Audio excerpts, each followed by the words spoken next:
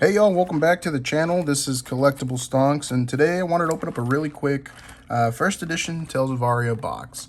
Now, for those of you guys that remember, I made a video, I want to say about a month ago, a month before Tales of Aria release, saying, hey, I pre-ordered 2 boxes from Channel Fireball at 170 a pop, and I kept the pre-order. I figured, you know what, I'm not going to cancel it even though the prices went down. It is what it is. I paid a premium to make sure that I had this at release. So it's been there chilling. And I figured, you know what? Let me go ahead and open one of the boxes. And see if we can get ourselves a Rampart of the Ram's Head. Legendary cold foil. Because if we do, I'm keeping that sealed and I'm holding it for quite a while.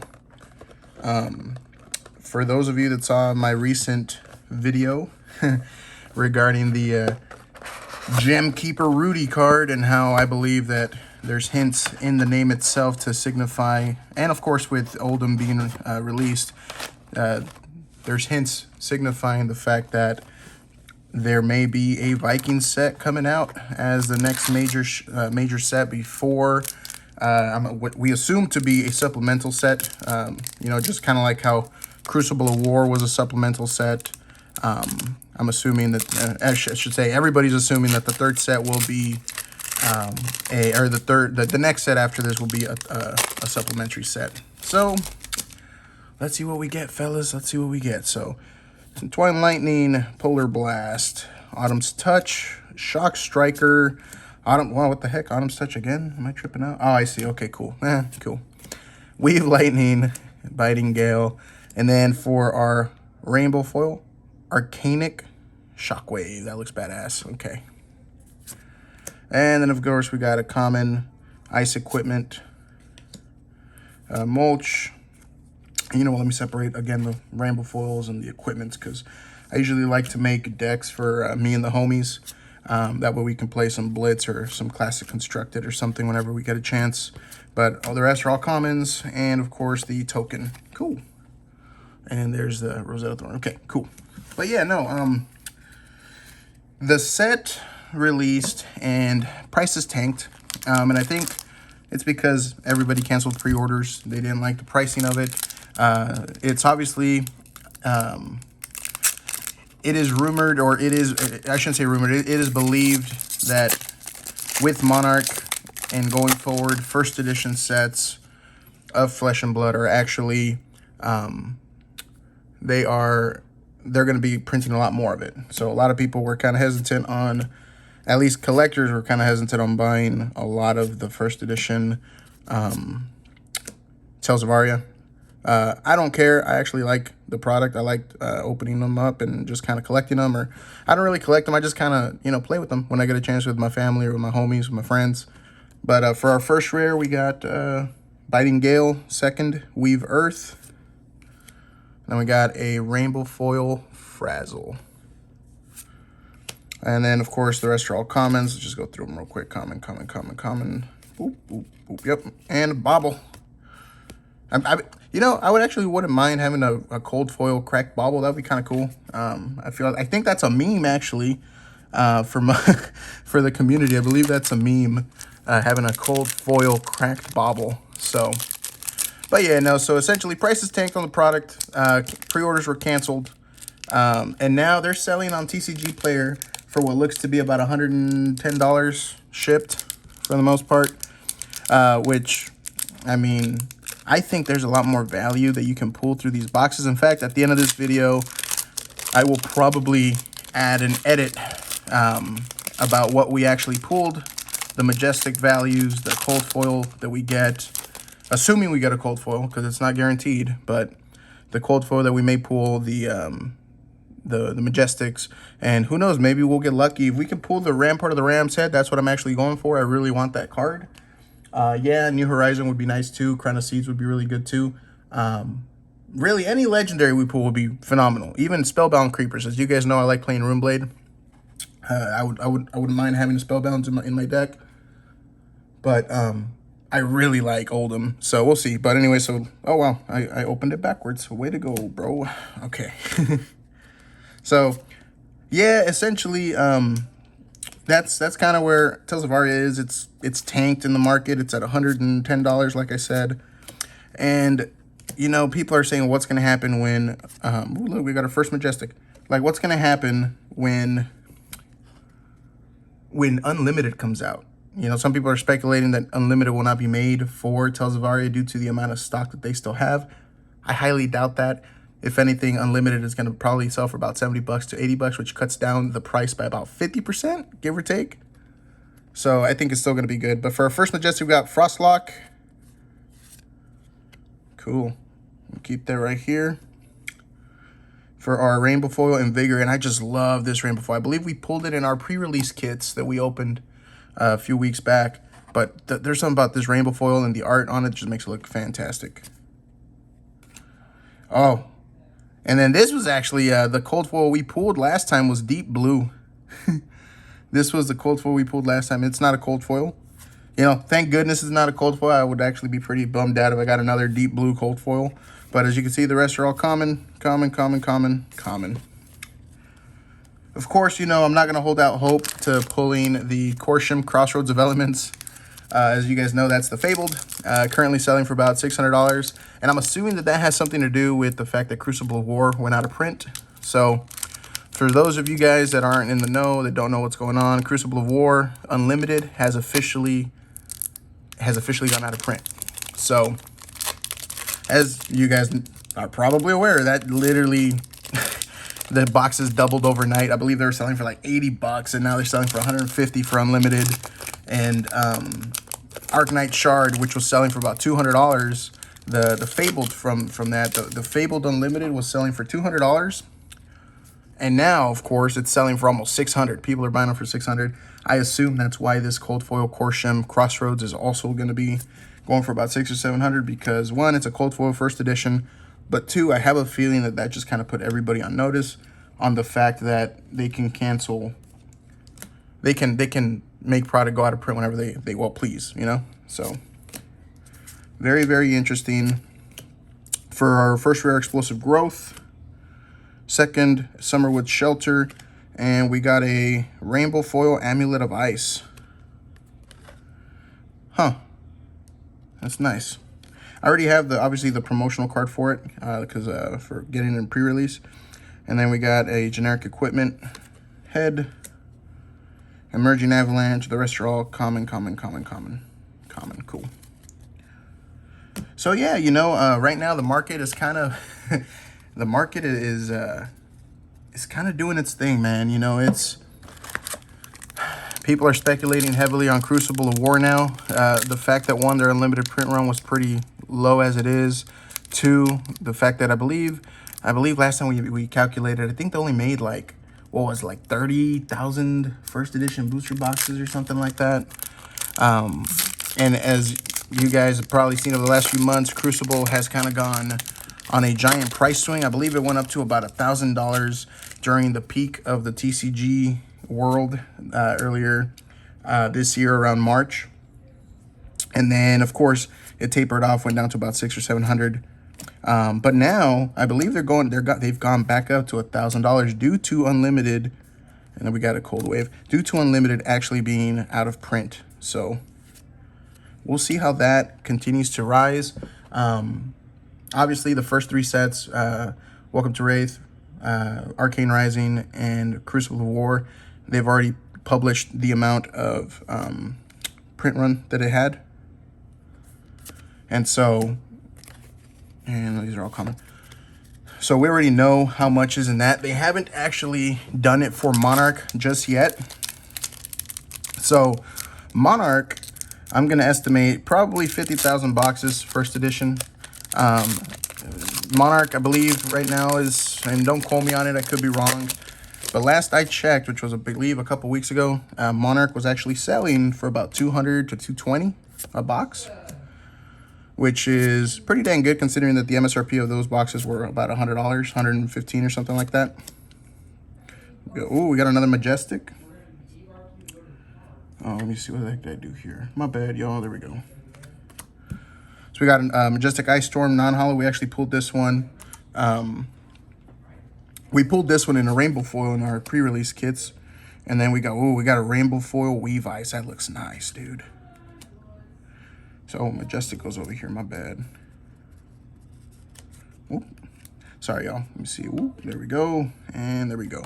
And then we got Runaways for equipment and all commons. Cool. So, yeah, you know, I'm not too worried about Tales of Aria. I'm really not worried about its pricing. I don't care. I like the game. I like the product. I know long term it will go back up. Wouldn't surprise me if, you know, end of this year, early next year, it goes back up to about 200. I believe this product will easily double within the next year. So yeah, no, I'm not too worried about it. I'm actually having fun that I managed to get 2.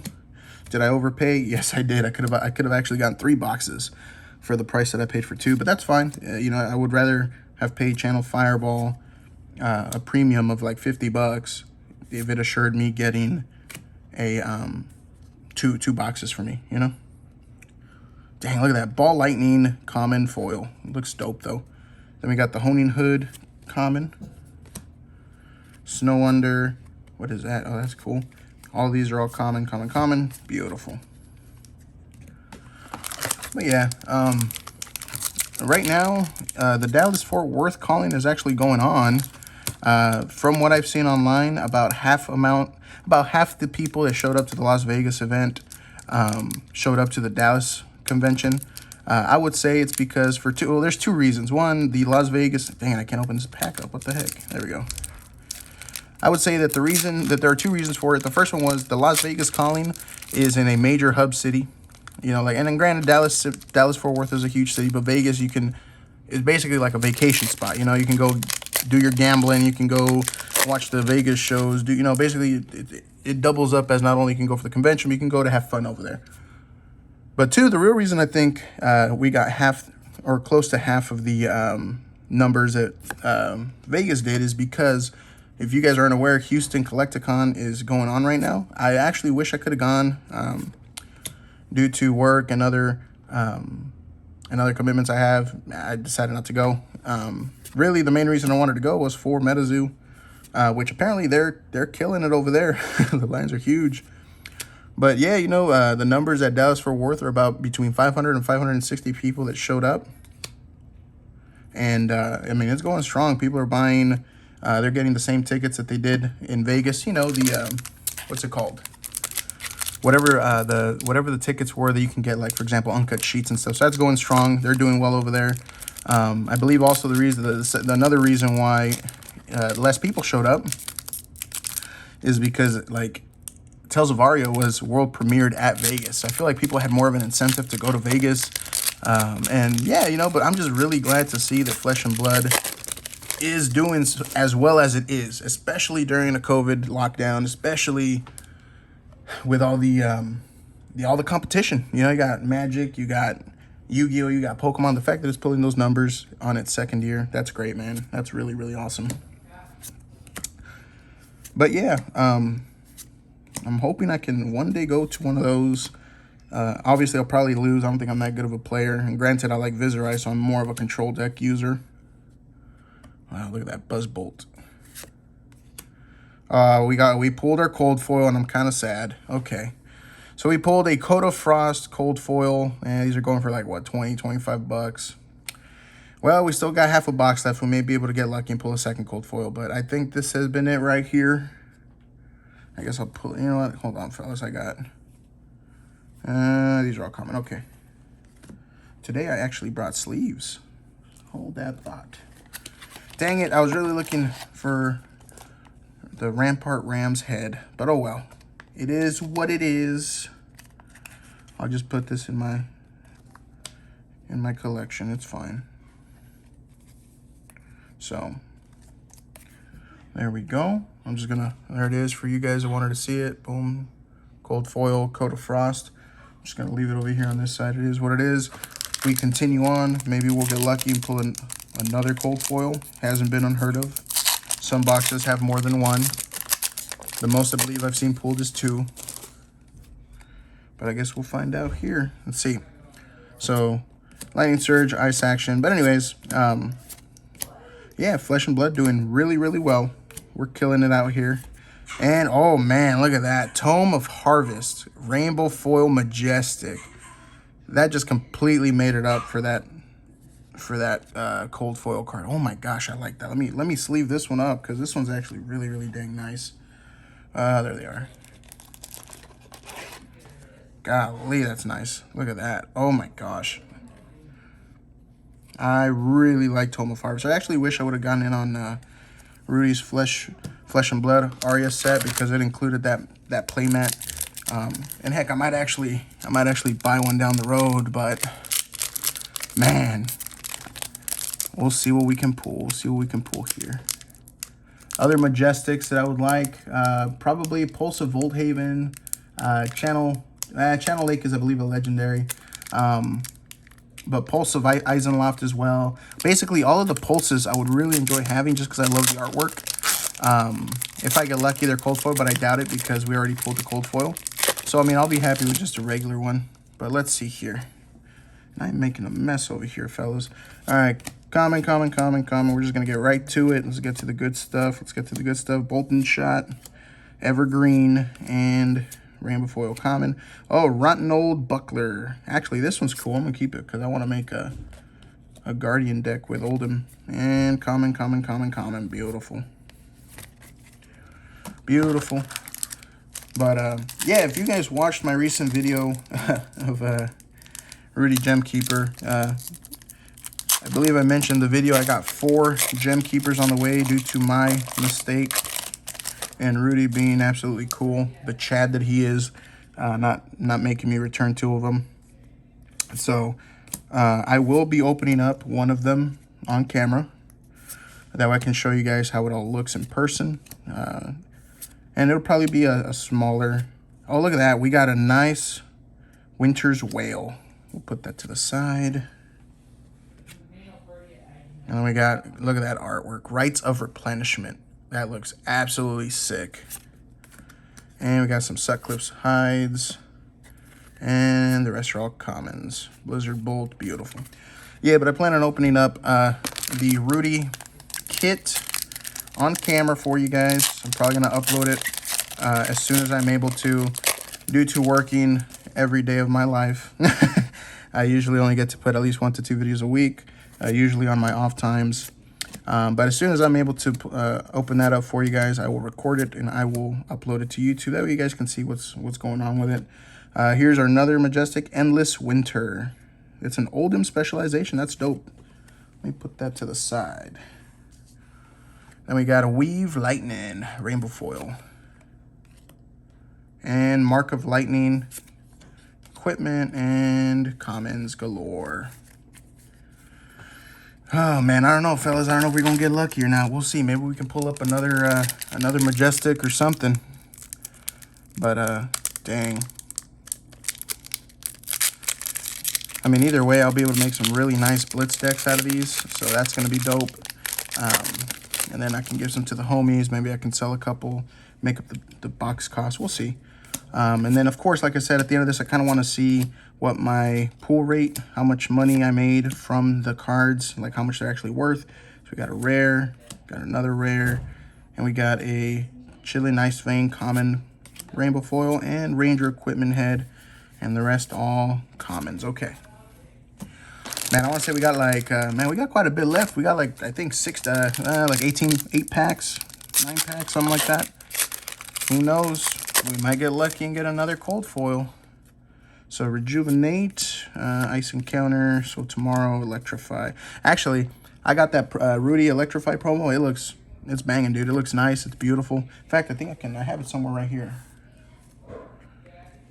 Yeah, there it is. That bad boy right there. Really, really nice. Shock Striker, Flash. Oh, that's a rare, my bad. And then we got Lightning Press and a common Rainbow Foil.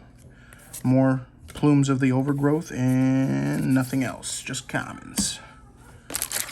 So, let's see what I can do, fellas. See what we can pull. Maybe we get some last pack magic. These things are kind of hard to open without having else, y'all. Let's see here. But anyways, yeah, so Rudy Gemkeeper. I think it's one of the most interesting cards to be released. I don't know what to expect for each anniversary going forward. Do I see these things happening again? Not according to Rudy. I don't think it's ever going to happen. $1,000 a kit was really dang freaking expensive for one card. But then again, due to its rarity, due to the history behind it, you know, it was worth the price to me. Now, the other thing, there's been a lot of conspiracy theories that's been happening that I've been reading on message boards and, you know, Rudy list and all this other stuff that people talk about him. And one of I've actually found a really nice one, and I can't remember who it was from, but somebody said, like, what if, you know, the art cards, because essentially what Rudy did was he basically sent out 2 videos. One of, I forgot what movie it was, but essentially it's about this dude that steals artwork and then gives it back for being loyal or something like that. And there was some dude that commented saying, you know, what if Rudy, the reason that he included that video was because the art cards of the fabled gems, we're going to have to return them to him and get something else in return for being loyal. And I'm like, that's kind of cool. I mean, that's wishful thinking. I think their argument was, what if they didn't actually shred what if they didn't actually shred all of the alpha, you know, gems that James from LSS said he did, you know? Like, what if he also gave some to Rudy before the alpha stuff happened? And what if that's part of the whole diamond hands that he's talking about? I don't think that's the case. I mean, maybe, because then that would mean that anybody who keeps the art cards would be able to swap them out for, you know, alpha alpha gems. And the other reason that part of me is like that would not ever happen is because, I mean, you're going to be pumping what, 900 of each gem back into the available market for patrons that bought it. I don't know if that's going to be something that'll actually happen, but I just thought it was really interesting. I was like, huh, like the dude actually put together everything. And it's like, yeah, you know, this movie did this and you know, here are some hints to do that. And I'm like, that would be really dang cool, but I highly doubt it. But for those of you asking or wondering, why would somebody buy that card for $1,000? For me, like I said, for me, it was I just thought it was cool to have, man. Like, the best way I could think about it is, I got 4 coming, right? If for some reason I need to sell 2 of them, that still leaves me 2, and I would still take home about $1,000 extra for the 2 that I sold, right? I don't mind taking a risk, taking a gamble on $2,000 because worst case scenario, I keep 2 of the only existing boxes in the world for this type of product, which as the game grows, more people are going to start getting into collecting them. More people are going to be interested in the history and historical cards of that nature. Look at that Bramble Spark. And so I just, you know, I figured $1,000 in the long run, it's nothing. You know, $2,000 in the long run, it's nothing. You know, I can spend that much amount of money on a phone every year, which is what I usually do. So instead of upgrading my phone to the 13 Pro or whatever the new one is, I decided to buy 2 of the kits, and it is what it is. I just don't know. I guess there's so much that you can do to make up that money. And I mean, let's be honest, Rudy has some really dang good deals. I've made quite a bit of money off of Rudy's specials before. I don't have a problem throwing $2,000 his way, whether the card goes up or down. It is what it is. And we got a Pulse of Weizenloft. Oh, it's not cold foil, but I'll take it. Oh, I wanted it so bad. Cool. I'm gonna put that with the good pile of Majestics out there. And we got a Ragamuffins hat. And come. Yeah, so it's one of those things where it is what it is. I just don't think, you know, $2,000. Yeah, is it a lot of money for most people? It is. $2,000 is a lot, right? But, you know, thankfully I'm blessed and I have the opportunity to be able to, you know, kind of take a shot, take a gamble for certain things like that. And I decided to take it. We'll see how it goes. Like I said, worst case scenario, the card bottoms out, but I still like it because it's the first ever official LSS promo that they ever created before the alpha stuff. It's right up there for me with Go Bananas, like I mentioned. So I'm not too worried about it. But we'll see how it actually does. We'll see how it goes. Pretty sure that, you know, by this time next year, everybody that said, oh, that was a dumb mistake or whatever, if it actually does well, everybody's going to be basically eating crow. So I don't know. I really actually like the card. The one thing I'm kind of bummed about, though, in regards to the card, was the fact that, you know, it's just a generic, it's a regular card. It's not foil, it's not cold foil, it's not rainbow foil. But you know what? At the same time, like, it's whatever. You know, it's a 1 out of 1,300 cards that will be in existence after he burns the other 300 or 200 or however many he has. And I'm gonna see if I can get my cards graded. Maybe I can pull a PSA 10, which would be pretty dang cool. We'll see how that goes. Speaking of PSA 10, oh wow, look at that nice rainbow foil. I actually, and I don't know if I told you guys, but I made a video, and this isn't in relation to Flesh and Blood. This is more so MetaZoo. Made a video regarding the comics for MetaZoo. I actually sent 2 comics to CGC to get them graded. Since then, since I made my video on the comics, they have more than tripled in price. For some reason, you know, I was actually really excited to release that MetaZoo comic undervaluation video, but for some reason, like, and I seriously thought, like, that video is gonna pop off, y'all. It's gonna be a banger of a video. They're going to, you know, it's gonna do some good numbers. People are gonna be really excited about it. And then nothing, bro. Like, I got like maybe 200 views. Oh my God, look at that. Flash freeze, majestic rainbow foil. That looks nice, man. That's awesome. Let me put it over here. And we got Mark of Lightning and all cold, not cold foil, all commons. Dang, that was badass. Anyways, yeah, the video didn't do too hot. Did like 200 views, 300 views at most. And I really thought that was one of my most interesting videos because I still feel that a lot of people weren't looking at the comics as much as they should have, even though they were like $150, $200. Now those same comics are selling for $500 to $1,000 sealed. So I actually submitted 2 first edition first print run comics for MetaZoo. I sent them to the CGC to get graded. We'll see how they do. I'm hoping they do.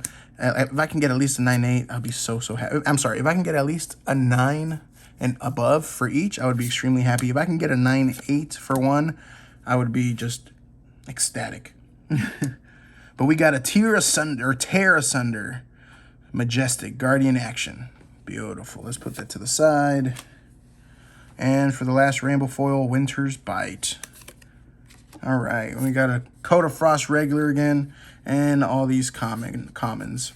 So that's about it, fellas. You know, not too bad, I guess.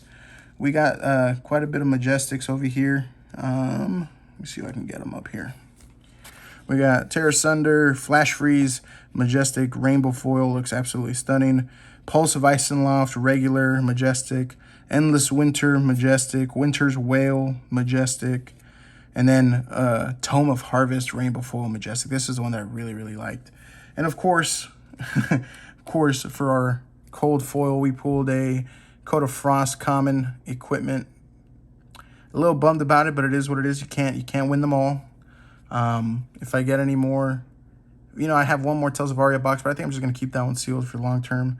But yeah, so I mean, not too bad. We got like what, six Majestics and a cold foil. Actually, JK, we got 8 Majestics. I got these 2 over here too. I got Ice Storm and Frostlock. So I got 8 Majestics and a common cold foil. 2 of the Majestics being rainbow foil. So I think we did pretty good. So I'm going to pause the video for now, and then I'm going to look to see how much we actually did compared to what I paid for the box. Granted, I paid $175 for the box, which means at this point, I'm just trying to, you know, not make too much of a loss on the box. It is what it is. I enjoy opening the product. I don't really care too much about how much money I lose on it. But it would be cool if we broke even. If not, then it is what it is, fellas. But thanks again for watching. Let me go ahead and get my computer up and running, and I'll probably add a video to the end of this with the entire estimated value that we pulled just off of the Majestics and the cold foil. I'm not even going to include the Blitz. Well, actually, I might include the Blitz decks down the road. We'll see how many Blitz decks I can make. And typically, I can sell Blitz decks for about $10 shipped, which is pretty dang good. But we'll see. Thanks again for watching, and I will hopefully have the update here as soon as this video is over. All right, bye.